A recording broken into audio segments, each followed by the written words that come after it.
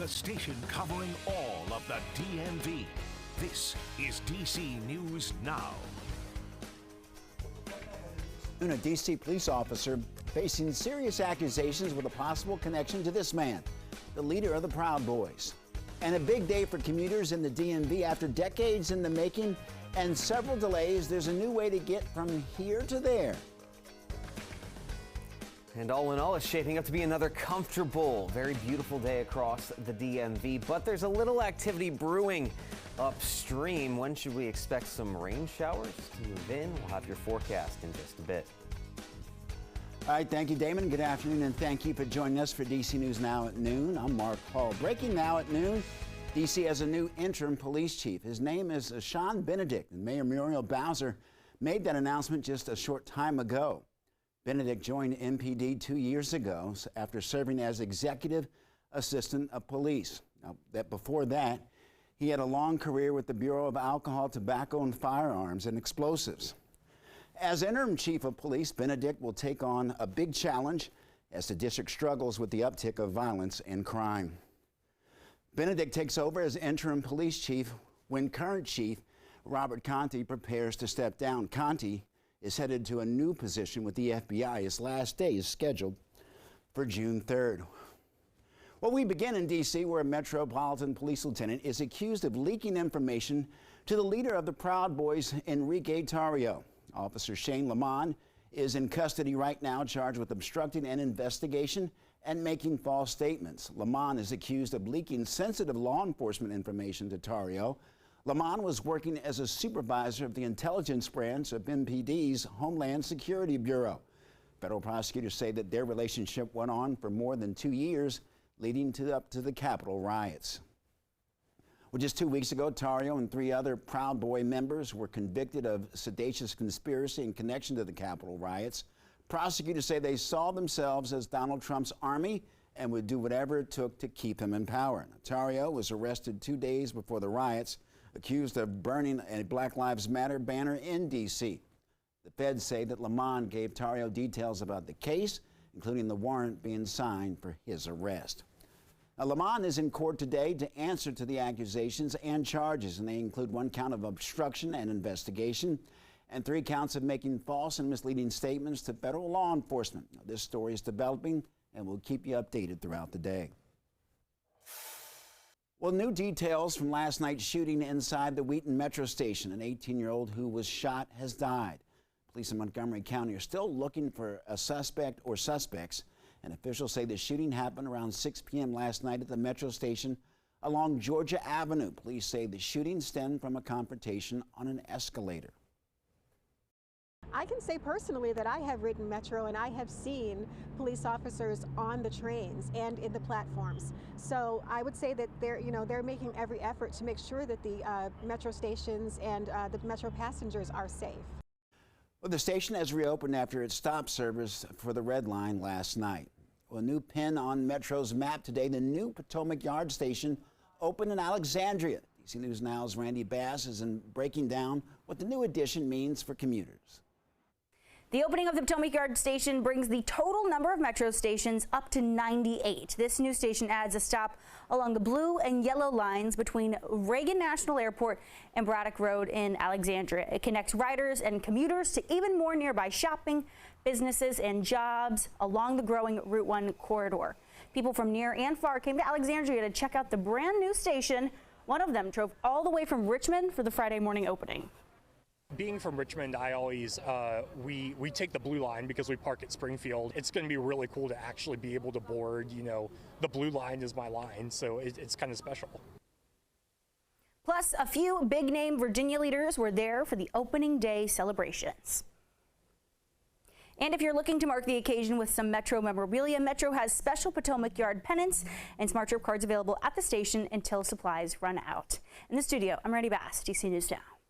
Randy, thank you, and taking a live look outside in Annapolis. It's warm and sunny, certainly right now. Let's go to meteorologist Damon Matson with the latest check on the forecast. And Damon, Are things going to change, or is this going to be a nice Friday to start the weekend? I'll tell you what, Mark, showing that shot of Annapolis on a warm spring day, that is how you end a week right there. But yeah, things are looking good as we go into the afternoon hours here. Yeah, we're seeing a little more cloud cover, but that's not putting a damper on our temperatures. Check it out. We've already started to warm up well into the 60s and 70s across the board. Winchester there at 65 is pretty much one of the coolest locations. And then you already have Frederick, D.C., Waldorf climbing up to 72 degrees, the peak temperature on the map as we get past the middle of the day here. So shaping up to be a pretty beautiful one, but there you go. Like I mentioned, those clouds are a little bit more numerous today, especially along and east of I-95. Finding more sunshine as you go off to the west. And the reason for this is because off to our south, there you go, we have some activity brewing near the Carolinas. A coastal storm system is producing a lot of that cloud cover that's drifting up toward us, and it's also producing a little bit of rainfall there too for the Outer Banks down into southeastern North Carolina. That rainfall should stay well south of us for the rest of the day, but as we move forward here into the later afternoon and evening hours, you will notice a few more clouds in the sky. Either way, we are still going to get those peaks of sunshine throughout the rest of the day. That will help push our temperatures up into the middle 70s. So yeah, feeling amazing as we wrap up this work week and head on toward the weekend, which is looking to start on a little bit of an unsettled note. When are we expecting to see some of those rain showers through the day on Saturday, or might we be dry throughout most of the day? We'll have that forecast here in just a bit. Damon, thank you. In Montgomery County Council President Evan Glass says the council has agreed to compromise on increasing property tax rates. Well, this follows County Executive Mark Elwich's proposal to increase the rate by 10%. Council says that they now have reduced the county's executive's tax proposal by more than half, and they've agreed to add more than $210 million to the school system's operating budget for fiscal year 2024. It's not quite the number that the Board of Education previously requested. The board originally requested about $296 million in increase in funding. The council president again says that funding agreed upon by council will be the largest increase to the Montgomery County public school system since before the Great Recession, adding that the needs of Maryland's largest school system have dramatically increased since the pandemic. At a meeting yesterday, some council members criticized the original budget proposed by the county executive, Mark Elwich. The county executive ignored any reference to the agreed upon spending affordability guidelines and recommended, in my opinion, an outrageous, fiscally irresponsible budget totaling $6.8 billion, which is $500 million or 7.7% more than last year's budget. Not only was there an assumption of a 10% tax increase this year, the recommended budget created a structural deficit that would equate to a 7% increase next year without any additional funding.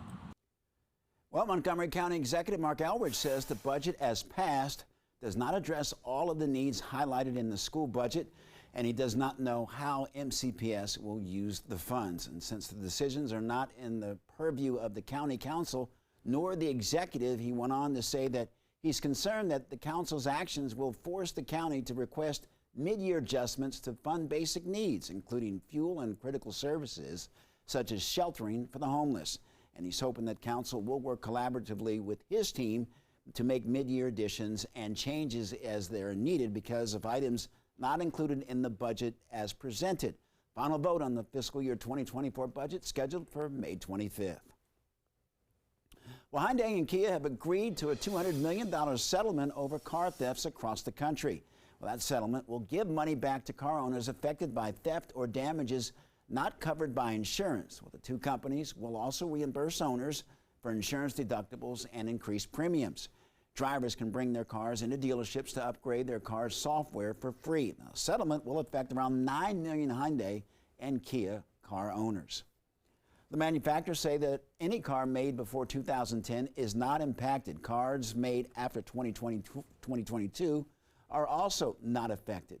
And any car that has a push-button ignition are not eligible. Both companies say that they will also give customers $300 for steering wheel locks if they cannot upgrade their software. Well, heads up to Target shoppers. The department store is recalling almost 5 million Threshold brand candles over concerns the jars they come in may break during use. This poses risk for potential burns, fires, and other injuries. The recall is for the Threshold candles sold from August 2019 through March of this year. The company says that if you have one, you can get your money back. And big news for Preakness fans, a Top Contender is scratched from the race just 36 hours ahead of start time. The competitor First Mission was pulled out of the race due to an issue with the horse's left hind ankle. First Mission is set to go to Kentucky for evaluation next week before the Derby.